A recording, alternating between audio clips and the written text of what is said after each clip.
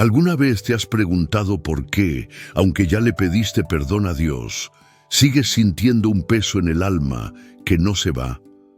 ¿Por qué, si sabes que Él es misericordioso, todavía te sientes indigno de acercarte a su presencia? ¿Y si te dijera que existe un principio espiritual oculto en la palabra de Dios, una verdad profunda que muchos ignoran, capaz de liberarte por completo de la culpa, del pasado, de la vergüenza y del castigo silencioso que llevas dentro? Una verdad que no solo perdona, sino que sana, restaura y te devuelve la dignidad que pensabas haber perdido para siempre. Este vídeo no es uno más. Lo que estás a punto de escuchar puede transformar profundamente tu forma de ver tu propia vida espiritual. Aquí descubrirás que muchos creyentes, aunque han sido perdonados por Dios, siguen viviendo como si aún estuvieran condenados. Verás que la culpa, si no se sana, se convierte en una prisión invisible que te impide disfrutar del amor de Dios. Pero también aprenderás que hay una puerta abierta, una salida real, una esperanza viva. A lo largo de los próximos minutos, te acompañaré por un recorrido bíblico lleno de revelaciones. Escucharás historias de hombres y mujeres que cayeron, que se equivocaron, que sintieron vergüenza, pero que fueron restaurados cuando se encontraron con la gracia.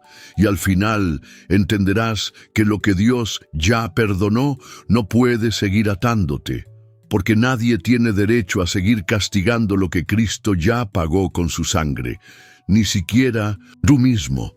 Quiero que sepas también que el penúltimo mensaje de este vídeo puede ser la clave que desbloquee una bendición en tu vida, una que tal vez lleva años detenida por causa de la culpa no resuelta. Así que no te vayas, no lo pongas en pausa, quédate hasta el final, porque esta palabra no viene de mí, viene de lo alto. Antes de empezar el estudio, te invito a hacer dos cosas muy importantes. Primero, escribe en los comentarios la frase, paz en Cristo. Es un acto de fe, un compromiso público con tu sanación interior. Segundo, dale me gusta a este video. Al hacerlo, estarás ayudando a que este mensaje llegue a otras personas que también necesitan liberarse de la culpa. Muchas personas usan este canal como su único alimento espiritual porque no tienen una iglesia cerca o porque están atravesando un desierto en su fe. Tú puedes ser parte de esta familia de creyentes que no se rinden, que buscan, que oran, que siguen adelante. Recuerda esto, Dios no quiere que vivas bajo condenación, no quiere que sigas arrastrando lo que Él ya borró.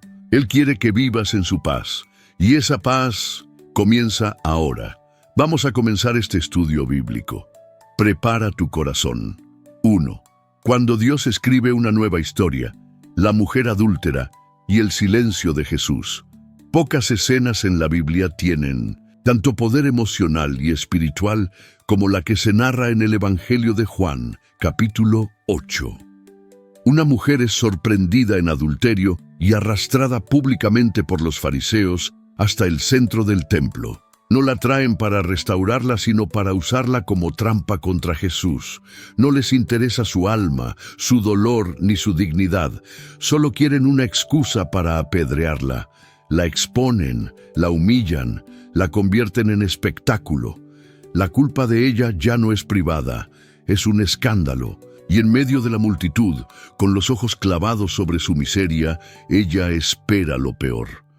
Pero entonces Jesús, el único justo, el único que tendría autoridad para juzgarla, no dice nada, no responde a la provocación, no grita, no señala.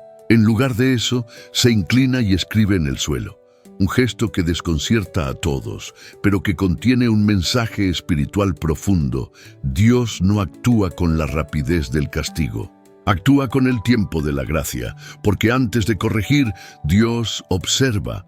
Antes de condenar, Dios espera. Antes de hablar, Dios escribe.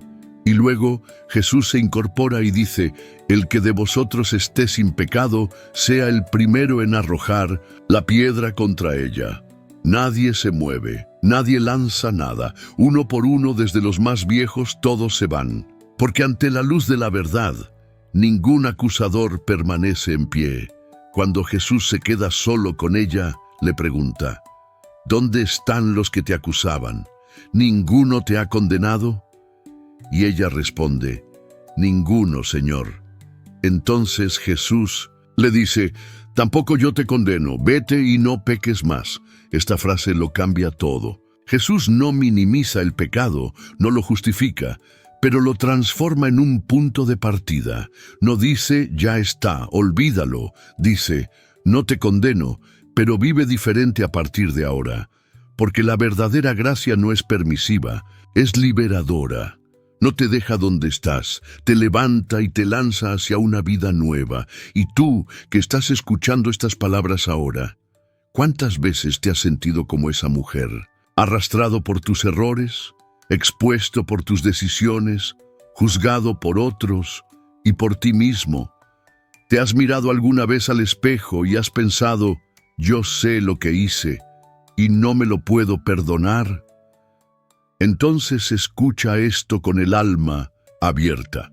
Dios no te ha traído hasta aquí para condenarte. Te ha traído para decirte: yo no te condeno, levántate, empieza otra vez. Muchos creyentes viven bajo un sentimiento constante de vergüenza. Aparentan estar bien, oran, sirven, participan, pero por dentro sienten que ya no merecen ser usados por Dios. Y la culpa se convierte en una sombra que nubla su identidad. Pero si Cristo, el Santo, el Justo, te dice hoy: tampoco yo te condeno, ¿quién eres tú para seguir condenándote? La mujer se fue ese día no como una adúltera perdonada, sino como una hija restaurada. Y tú también puedes salir de este video no como alguien que falló, sino como alguien que fue perdonado, limpiado y empoderado por el amor de Dios. No escuches más la voz del acusador. Escucha la voz de aquel que escribe en el polvo y borra tu culpa con su misericordia. 2. El reencuentro con Pedro. Cuando el amor repara lo que la culpa había roto entre todos los discípulos de Jesús, Pedro ocupa un lugar único. Fue el primero en declarar con fuerza que Cristo era el Hijo del Dios vivo. Fue quien caminó sobre las aguas, quien se atrevió a empuñar una espada en Getsemaní, quien prometió que, aunque todos abandonaran al Maestro, él jamás lo haría. Y sin embargo, fue también el que lo negó no una sino 3 veces. La noche en que Jesús más necesitaba a los suyos, Pedro falló. Lo negó con miedo, con palabras, con gestos, y justo en la tercera negación, Jesús lo miró. Ese silencio, entre ellos, esa mirada sin reproches, pero cargada de verdad, quebró a Pedro por dentro. Él, que se sentía fuerte, invencible en su fe, se derrumbó ante su propia debilidad. El Evangelio nos dice que tras aquella noche, Pedro lloró amargamente. No eran lágrimas de tristeza superficial, eran lágrimas de quien siente que ha destruido la confianza de alguien que le amaba de verdad. La culpa lo envolvió, y aunque Jesús resucitó, aunque Pedro lo vio vivo, su corazón seguía herido, roto, incapaz de perdonarse a sí mismo. Pero Dios no deja que la culpa tenga la última palabra. Y por eso, en Juan 21, encontramos una escena hermosa. Jesús aparece en la orilla del lago, preparando pescado y pan sobre brasas encendidas. Los discípulos están pescando, y cuando Pedro se da cuenta de que es Jesús quien está en la orilla, no espera a llegar con la barca. Se lanza al agua, corre, nada. Tiene prisa por volver, pero Jesús no le dice: ¿por qué me fallaste? No le recuerda sus palabras ni sus promesas rotas. Le hace solo una pregunta: ¿me amas? No una vez, ni 2, sino 3 veces, una por cada negación, pero no para reprocharle, para restaurarle. Cada "me amas" es una caricia al alma herida. Y cuando Pedro, dolido, responde por tercera vez, «Señor, tú lo sabes todo, tú sabes que te amo», Jesús no le abraza ni le felicita. Le dice algo mucho más poderoso: «Apacienta mis ovejas». En otras palabras, te confío el pueblo, te sigo necesitando. No estás descartado. Y eso, querido hermano, querida hermana, es lo que Dios quiere decirte hoy. Tal vez tú también has negado al Señor. Tal vez no con palabras, pero sí con actitudes, con silencios, con cobardías. Tal vez te prometiste que no volverías a fallar y volviste a caer. Y ahora crees que Dios te ha perdonado, pero no puede volver a confiar en ti. Y vives con ese peso, con esa culpa, pero Jesús te está esperando en la orilla, con fuego encendido, con pan, con paciencia, con amor. No te pregunta por tus errores, te pregunta si aún le amas, y si puedes responder, aunque sea entre lágrimas, «Sí, Señor, te amo». Entonces estás listo para levantarte. No importa lo que hiciste, importa lo que Jesús está haciendo hoy contigo. Pedro no fue apartado, fue afirmado. Y tú, si hoy dejas la culpa a los pies de Cristo, puedes volver a caminar con la frente en alto, porque el amor de Dios no solo perdona, también restaura lo que la culpa había destruido. 3. El profeta Isaías y el altar de la purificación, cuando Dios toca justo donde la culpa ha herido. En el capítulo 6 del libro del profeta Isaías se nos abre una escena de una profundidad espiritual abrumadora. Isaías está en el templo y de repente es arrebatado en una visión. Ve al Señor sentado en un trono alto y sublime, mientras los serafines proclaman sin cesar: «Santo, santo, santo es el Señor de los ejércitos. Toda la tierra está llena de su gloria». El templo tiembla, el humo llena el lugar, la atmósfera es sobrecogedora. Y sin embargo, la reacción del profeta no es de admiración, sino de espanto. Isaías no se siente elevado por la visión, sino quebrado, expuesto, inseguro. Clama con angustia: «¡Ay de mí! Estoy perdido, porque soy un hombre de labios impuros, y habito en medio de un pueblo de labios impuros. Y han visto mis ojos al Rey, el Señor de los ejércitos». Isaías, el profeta, el que hablaba de parte de Dios, ahora se ve como indigno incluso de pronunciar su nombre, porque cuando uno se acerca de verdad a la santidad, no se engrandece, se reconoce en su debilidad. Y es justo ahí, en medio de esa confesión sincera, sin ornamentos, donde se revela la verdadera misericordia divina. Uno de los serafines vuela hacia Isaías. En su mano lleva un carbón encendido que ha tomado del altar. No una palabra, no una enseñanza, un fuego.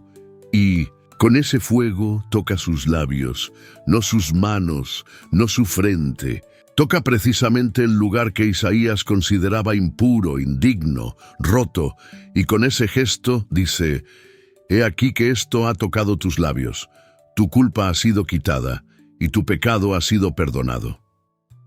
Esta escena no es simbólica solamente, es un reflejo exacto de lo que muchos creyentes experimentan hoy. Porque, aunque han sido llamados, sienten que hay una parte de su vida que sigue manchada. Puede ser algo del pasado, un error, una palabra, una caída. Puede ser algo que nadie conoce, pero que pesa como una piedra en el alma. Y por más que sirven, oran, cantan, leen, sienten que hay una parte de ellos que sigue siendo impura, una parte que no se atreve a mirar a Dios de frente. Pero la enseñanza es clara: Dios no rehúye nuestras heridas, las toca, no nos aleja por lo que hemos hecho, nos purifica para que podamos volver a decir sí sin temor ni vergüenza. Porque lo que Dios busca no es perfección, es sinceridad. Isaías no intentó esconder su estado, no justificó su pecado, lo reconoció, lo confesó, lo expuso, y por eso fue restaurado. Y después de ese toque de fuego, de esa limpieza celestial, viene la voz de Dios: ¿a quién enviaré? ¿Y quién irá por nosotros? No fue una orden, fue una invitación. Y ahora Isaías no duda. El que antes se sentía indigno, ahora responde con una valentía renovada: heme aquí, envíame a mí. Porque cuando la culpa es quemada por el fuego de la gracia, el alma ya no teme fallar, solo desea obedecer. ¿Y tú, qué parte de ti crees que todavía no está limpia? ¿Qué área de tu vida te hace sentir menos digno, menos capaz, menos preparado? ¿Qué palabra, qué recuerdo, qué herida sigue haciéndote bajar la cabeza ante Dios? Hoy, esta palabra es para ti, no para condenarte, sino para decirte que Dios sigue purificando con fuego vivo, y no con fuego que castiga, sino con fuego que sana, que consagra, que llama. Ya no vivas escondido en tu vergüenza, ya no calles más tu herida, porque Dios no ha terminado contigo. De hecho, apenas está empezando. Y si te atreves a decir, como Isaías, estoy herido, entonces prepárate para oír lo mismo que él. Tu culpa ha sido quitada, tu pecado perdonado. Y desde ese momento, todo en tu vida empezará a cambiar. 4. La nueva identidad de Pablo, cuando la gracia silencia al acusador interior.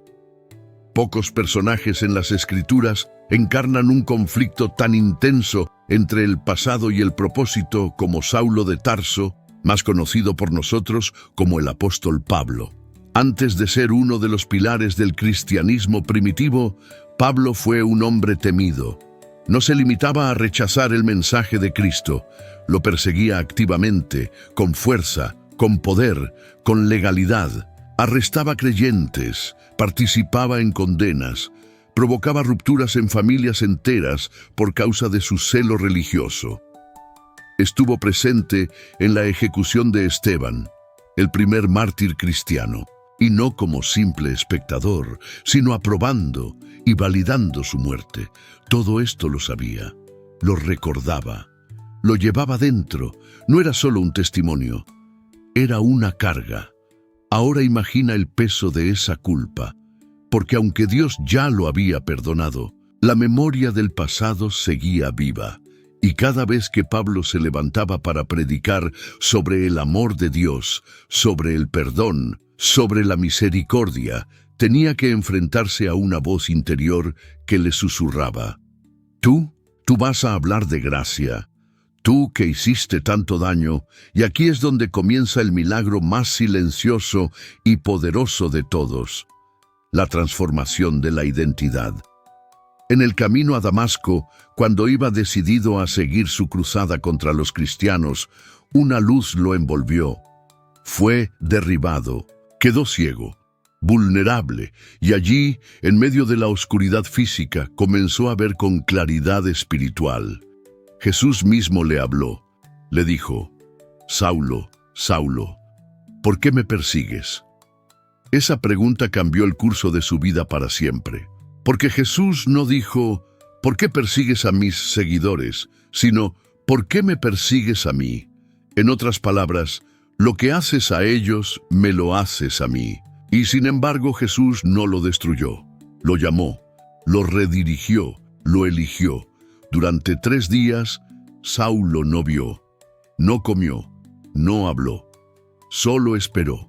Y en esa espera silenciosa, Dios comenzó a romper las cadenas internas, las estructuras mentales, de orgullo, de odio, de culpa, porque la conversión no fue solo espiritual, fue existencial. Cuando recuperó la vista, ya no era Saulo, era Pablo. El perseguidor se volvió perseguido, el destructor de iglesias, ahora su defensor. Pero lo más impresionante es que Pablo nunca negó su pasado, lo reconocía. En sus cartas hablaba de ello con humildad. En 1 Corintios, capítulo 15, escribe: porque yo soy el más pequeño de los apóstoles, que no soy digno de ser llamado apóstol por haber perseguido a la iglesia de Dios. Pero añade de inmediato: pero por la gracia de Dios, soy lo que soy. Ahí está la clave. Pablo no se definía por sus errores, sino por la gracia que lo había alcanzado. Y eso es lo que tú necesitas hacer hoy. No esconder tu pasado, no ignorarlo, pero tampoco dejar que sea Él quien te diga quién eres. La culpa no tiene derecho a seguir escribiendo tu historia, si ya has sido perdonado por Dios. ¿Y tú? ¿Cuántas veces has sentido que tu pasado te descalifica? Que no puedes hablar de Dios porque cometiste errores graves, que no puedes servir porque tienes un historial que pesa demasiado. Entonces escucha con el alma abierta. Dios no necesita personas perfectas. Él llama a personas sinceras, personas que, como Pablo, puedan decir con convicción: yo no merecía nada, pero la gracia me convirtió en lo que soy hoy. No es orgullo, no es arrogancia, es verdad redentora, porque cuando aceptas lo que Dios dice de ti, la culpa ya no tiene poder. Y el acusador interior, esa voz que nunca calla, por fin queda en silencio ante la voz del cielo que declara: eres mío, te he perdonado, ahora camina en tu propósito. 5. David y la culpa secreta. Cuando el arrepentimiento verdadero abre la puerta a la sanación, David fue muchas cosas: pastor, músico, guerrero, rey, profeta, poeta y también pecador. La Biblia no esconde sus errores, y es precisamente en esa transparencia donde encontramos uno de los mayores mensajes de esperanza para quienes viven atrapados en el peso del remordimiento. David no cayó cuando era débil, cayó en el momento de su máximo poder. Desde el palacio vio a una mujer hermosa bañándose, Betsabé, y la deseó. Ella era esposa de otro hombre, Urías, un soldado fiel, pero David no se detuvo. La hizo llamar, se acostó con ella, y cuando supo que estaba embarazada, en vez de confesar, intentó encubrirlo todo. Cuando no logró manipular la situación, orquestó la muerte de Urías en el frente de batalla, y así el rey ungido por Dios se convirtió en adúltero y cómplice de asesinato. Pero el pecado más grande de David no fue lo que hizo en secreto, sino lo que intentó silenciar dentro de sí. Durante un tiempo continuó con su vida, gobernó, escribió, oró, pero su alma se estaba consumiendo lentamente. En el Salmo 32, David describe con crudeza ese tormento interior. Mientras callé, se envejecieron mis huesos en mi gemir todo el día, porque de día y de noche se agravó sobre mí tu mano, se volvió mi verdor en sequedades de verano. No era una enfermedad externa, era la culpa. La culpa no confesada, no enfrentada, no sanada. La que te roba el sueño, la fuerza, la creatividad, el gozo. La que te hace sentir como si estuvieras presente en cuerpo, pero ausente en todo lo demás. Y Dios, que no desecha a sus hijos, caídos, envía al profeta Natán. Pero Natán no lo confronta con violencia, sino con sabiduría. Le cuenta una historia. Toca su conciencia. Lo hace ver con claridad lo que había querido ignorar. Y entonces, sin excusas, sin rodeos, sin dramatismos, David dice una sola frase que lo cambia todo. He pecado contra el Señor. Y Natán, sin esperar, responde: también el Señor ha remitido tu pecado, no morirás. El perdón fue inmediato, pero el proceso de sanación apenas comenzaba, y de ese proceso nace uno de los salmos más profundos jamás escritos, el Salmo 51. Allí David clama: crea en mí, oh Dios, un corazón limpio, y renueva un espíritu recto dentro de mí. No pide solo que se le quite la culpa, pide ser transformado por dentro, porque el verdadero arrepentimiento no busca solo alivio, busca renovación. Muchos hoy viven como David en ese intervalo. Ya no están pecando, pero tampoco se sienten libres. Han dejado atrás la acción, pero la memoria los sigue condenando. Oran, pero dudan si Dios realmente los escucha. Sirven, pero sienten que ya no pueden ser los mismos. Lloran en silencio, creyendo que hay una parte de ellos que ya no se puede restaurar. Pero escucha esto con atención. David no fue desechado, no fue reemplazado. Dios no lo descartó, porque Dios no define a sus hijos por sus peores momentos. Los define por el corazón que tienen cuando regresan. Y si hoy tú estás dispuesto a volver, a confesar, a rendirte, también oirás la voz del cielo que dice: tu pecado ha sido perdonado. La culpa ya no tiene poder cuando te atreves a entregársela a aquel que ve más allá de tus errores. Y cuando lo haces, tu historia empieza a ser escrita desde un nuevo comienzo. 6. El paralítico de Betesda. Cuando la parálisis del cuerpo nace de un alma atrapada en la culpa. En el Evangelio de Juan, capítulo 5, se nos presenta una escena conmovedora, pero muchas veces leída con demasiada rapidez. Junto a la piscina de Betesda, un lugar rodeado de enfermos, ciegos, cojos y paralíticos, había un hombre que llevaba 38 años sin poder moverse, 38 años esperando algo, 38 años viendo pasar oportunidades, sintiéndose olvidado, inútil, abandonado. No solo era una enfermedad del cuerpo, era una parálisis del alma. Su cuerpo estaba inmóvil, sí, pero también lo estaba su esperanza, su fe, su dignidad. Jesús se le acerca, lo ve, no lo ignora como los demás, y entonces le hace una pregunta extraña, casi incómoda. ¿Quieres ser sano? Uno pensaría que la respuesta inmediata sería sí, pero el paralítico responde con una queja, con una excusa, con una historia repetida en su mente miles de veces. Señor, no tengo quien me meta en el estanque cuando se agita el agua y mientras yo voy, otro desciende antes que yo. No dice sí, quiero, dice no puedo. No pide sanidad, pide comprensión. Está más acostumbrado a la decepción que a la fe. Pero hay algo más profundo que está ocurriendo. Jesús no le pregunta por su historial médico, no le interroga sobre su pecado. Pero más adelante, después de sanarlo, lo encuentra y le dice: mira, has sido sanado, no peques más, para que no te venga algo peor. Y esa frase nos da una pista reveladora. Había una conexión entre su estado físico y algo más profundo. Una culpa, un pecado, un peso no resuelto. Puede que lo paralizaba no fuese solo su columna, sino su conciencia, y eso nos lleva a una verdad poderosa. Hay muchas personas hoy que no están paralizadas en el cuerpo, pero sí en el alma. No se atreven a dar pasos nuevos, a soñar, a orar con valentía, a amar de nuevo, a servir con pasión, porque en algún rincón de su interior creen que ya no son dignos. Han aceptado la parálisis como parte de su identidad. Y como el hombre de Betesda, han llegado a creer que no hay nadie que los ayude, que lo mejor ya pasó, que Dios ayuda a otros, pero no a ellos. Pero Jesús no entra en el agua, no espera que el ángel baje. Jesús se convierte él mismo en el milagro y le dice con autoridad: levántate, toma tu lecho y anda.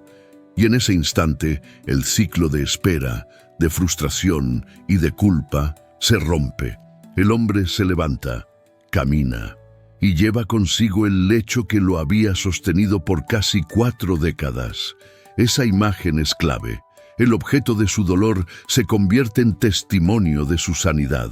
Porque cuando Jesús te libera, no borra tu pasado, lo redime, lo convierte en evidencia viva de que la gracia es real, de que el que antes no podía caminar, ahora guía a otros. ¿Y tú? ¿Cuántos años llevas inmóvil por dentro?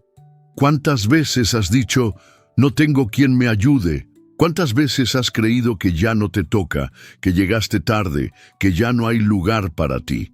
Hoy, Jesús está de pie junto a ti. No te pregunta si eres fuerte, si has hecho todo bien, si tienes méritos. Solo te pregunta, ¿quieres? Y si en tu corazón hay un sí, aunque sea débil, aunque sea susurrado, entonces prepárate, porque vas a levantarte, y esa culpa que te ataba ya no tendrá autoridad sobre tus pasos. 7. La visión de Zacarías. Cuando Dios reprende al acusador y viste de nuevo al que fue señalado por la culpa. En el capítulo 3 del libro de Zacarías se nos presenta una escena que no ocurre en la tierra, sino en el ámbito invisible del cielo. Es un tribunal espiritual, un juicio silencioso, y allí está Josué, el sumo sacerdote, de pie delante del ángel del Señor. No lleva vestiduras limpias, no aparece con dignidad, está vestido con ropas sucias, símbolo de impureza, de pecado, de vergüenza. Y a su derecha, como si tuviera derecho legal sobre él, se encuentra Satanás, el acusador, no con armas, no con gritos, sino con algo mucho más peligroso: acusaciones. Lo que impacta de esta visión es que Josué no dice nada, no se defiende, no se justifica, no se excusa, está simplemente en pie, consciente de su estado, sin argumentos, sin fuerza, y en cierto modo, eso representa exactamente lo que muchas personas viven hoy en su vida espiritual. Hay creyentes que conocen a Dios, que han recibido su perdón, que han oído su palabra, pero aún viven como si estuvieran ante un tribunal interior donde siempre están siendo juzgados. No pueden orar con libertad, no pueden adorar con gozo, no se sienten dignos de ser llamados hijos, y en su mente, una y otra vez, una voz les susurra: tú sabes lo que hiciste, tú sabes que no mereces nada. Y esa voz, aunque no la escuchan con los oídos, retumba en la conciencia. Porque Satanás es, por definición, el acusador de los hermanos. No viene con cadenas visibles, viene con argumentos, con recuerdos, con la manipulación de tu propia historia. Y cada vez que das un paso hacia Dios, te recuerda quién fuiste. Pero lo más poderoso de esta visión no es el acusador, es quien se levanta para responder. No es Josué, es el Señor mismo. Y dice con autoridad: que te reprenda el Señor, Satanás, sí, que te reprenda el Señor, que ha escogido a Jerusalén. ¿No es este un tizón arrebatado del fuego? Y con eso, la voz del cielo silencia la voz del infierno.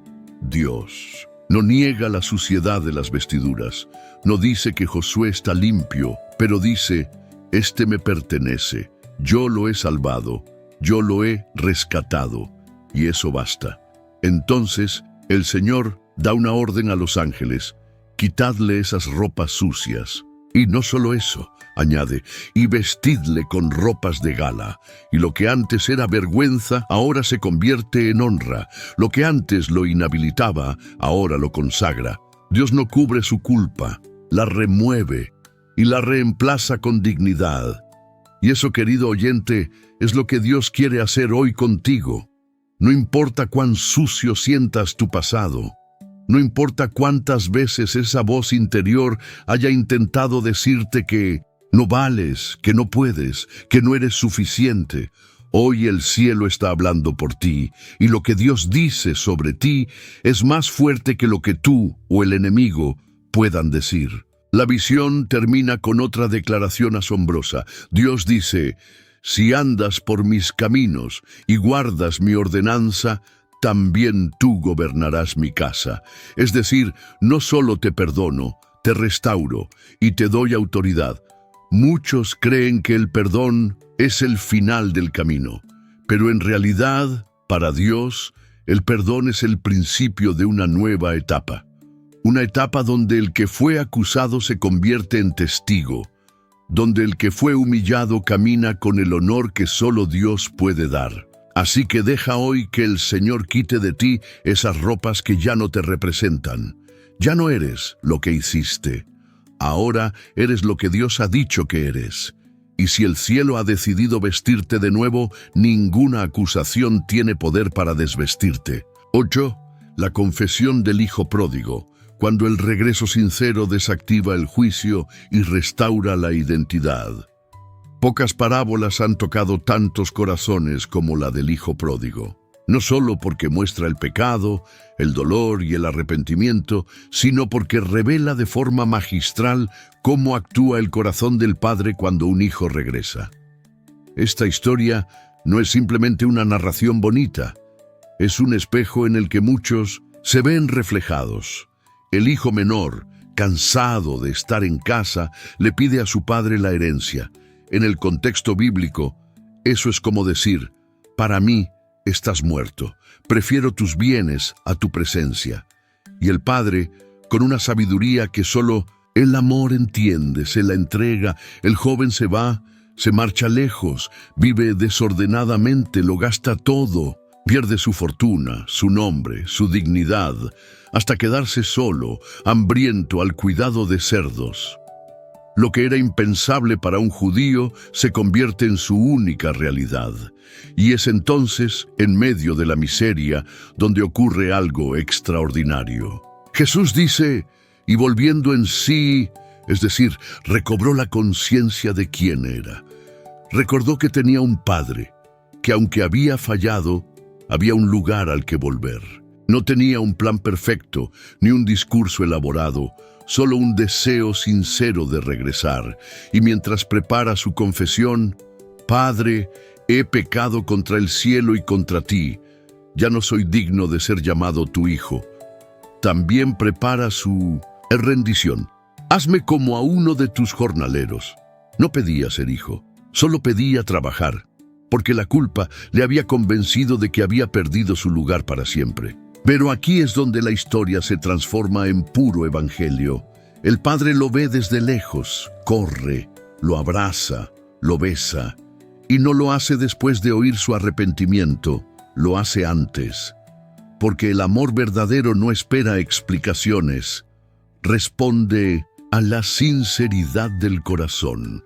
El hijo empieza su discurso, lo ensaya, intenta justificarse, pero el padre no lo deja terminar, le interrumpe con una orden: sacad el mejor vestido, ponedle un anillo, calzado nuevo, matad el becerro gordo, celebremos.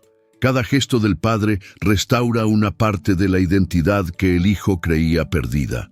El vestido, honra; el anillo, autoridad; los zapatos, pertenencia; el banquete, alegría compartida. Nada de eso fue merecido, todo fue gracia. Y todo ocurrió no porque el hijo fuera perfecto, sino porque volvió. Muchos creyentes hoy viven como ese hijo antes del regreso. Conocen a Dios, saben que es bueno, pero la culpa les ha convencido de que ya no pueden volver a ser lo que eran.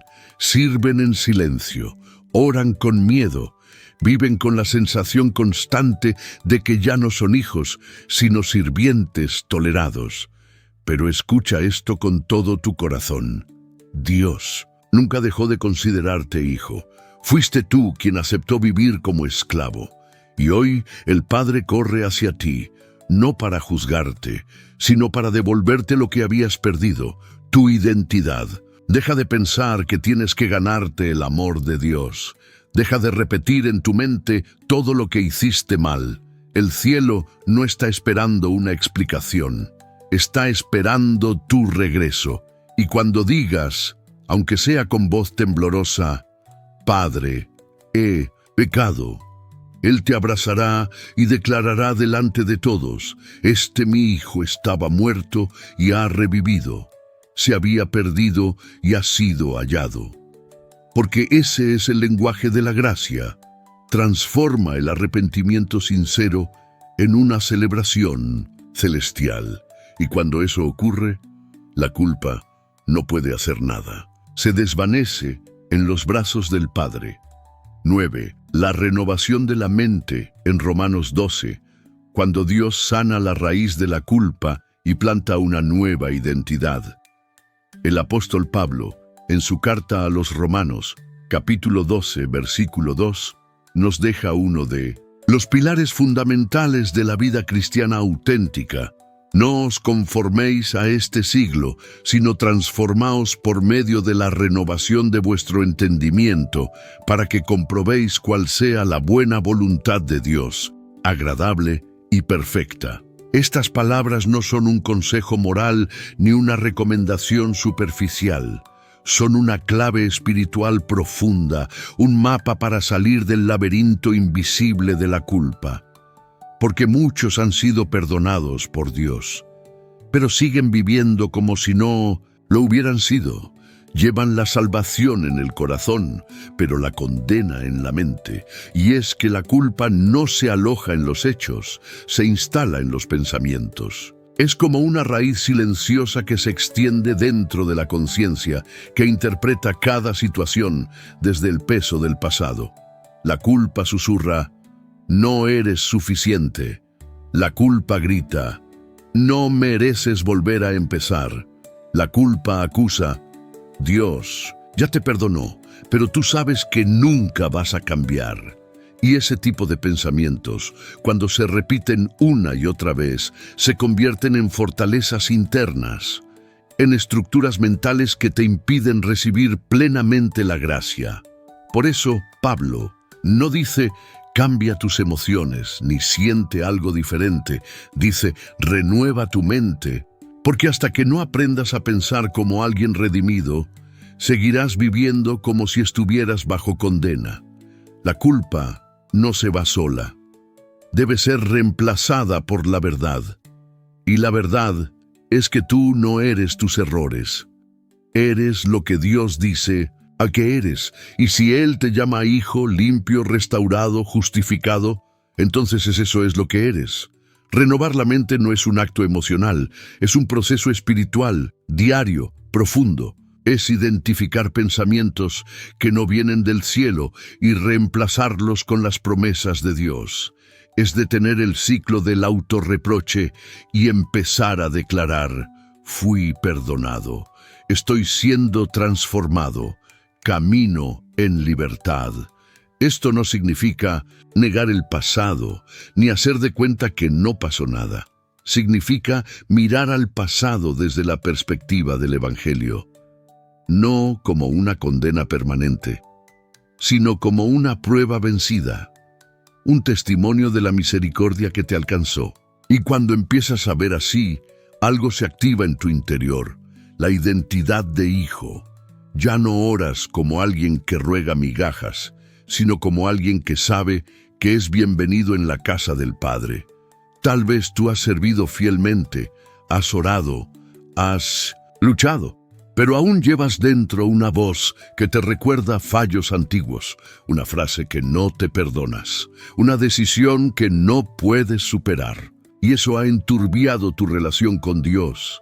Has perdido la confianza, has perdido el gozo, y aunque nadie lo ve, tu alma está cansada de cargar con algo que Dios ya soltó.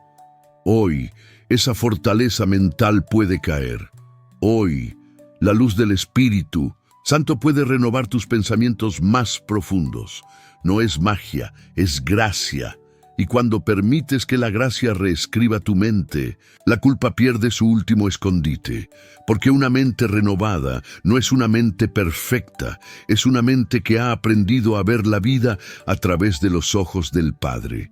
Y en esos ojos ya no hay condena, solo amor, solo propósito, solo futuro. 10.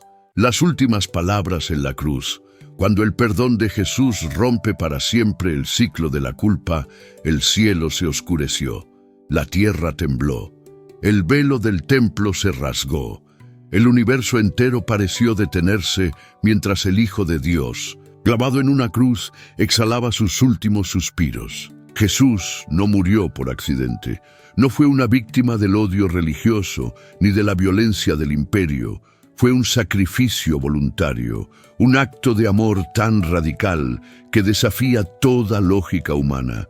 Y mientras el dolor desgarraba su cuerpo, mientras la burla lo rodeaba, mientras el abandono se hacía palpable, Jesús habló.